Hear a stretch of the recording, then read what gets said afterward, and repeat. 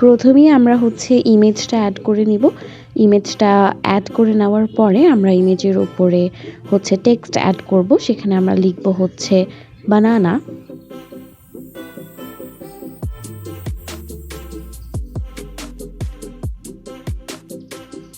লেখার পরে আমরা বানানা লেখাটাকে আমাদের কলাটার একদম মাঝ বরাবর এনে নেব। টেক্সটের লেয়ারে রাইট ক্লিক করে আমরা হচ্ছে রেস্টারাইজ টেক্সট দিব, দেন Ctrl+T দিব, দেন আবার রাইট ক্লিক করে আমরা টেক্সটটাকে র্যাপ করে নেব। র্যাপ করার পরে আমরা হচ্ছে টেক্সটটাকে যেই বানানার যে শেপটা ওই শেপ অনুযায়ী হচ্ছে টেনে টুনে আমরা আমাদের মন মতো একটা শেপ দিয়ে দিব। মন মতো বলতে আমরা কলাটার মধ্যে ঠিক কতখানি জায়গায় লেখাটা রাখতে চাই আমরা সেটাই করে নেব।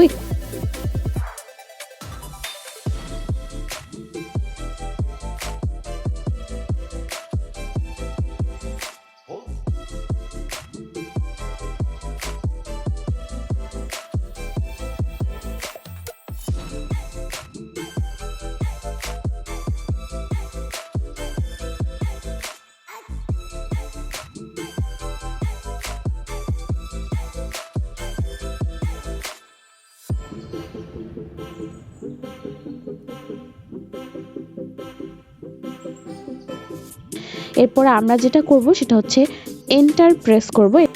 এন্টার প্রেস করে আমরা যে বানানার লেয়ারটা আছে এটা টেক্সটের উপরে দেব এবং এই বানানার লেয়ারটাকে ডুপ্লিকেট করে নেব। ডুপ্লিকেট করে যে ডুপ্লিকেট লেয়ারটা আছে একটা আমরা বানানার টেক্সটের উপরের লেয়ারে রাখবো এবং একটা নিচের লেয়ারে রাখবো। দেন হচ্ছে আমরা ক্রিয়েট ক্লিপ ফ্লিপ এই অপশনটা ক্লিক করলে আমাদের যেই টেক্সটটা আছে সেখানে বানানার যে ইমেজটা সেটা এসে পড়বে।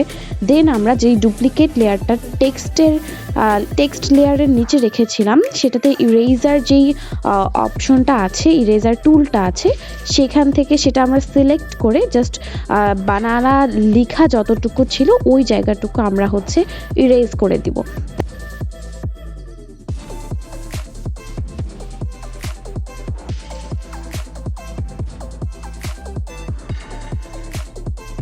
ফটোশপ ছাড়াও আমরা কিন্তু এই বানানা টেক্সট এফেক্টটি একটি মোবাইল অ্যাপের মাধ্যমে তৈরি করতে পারি।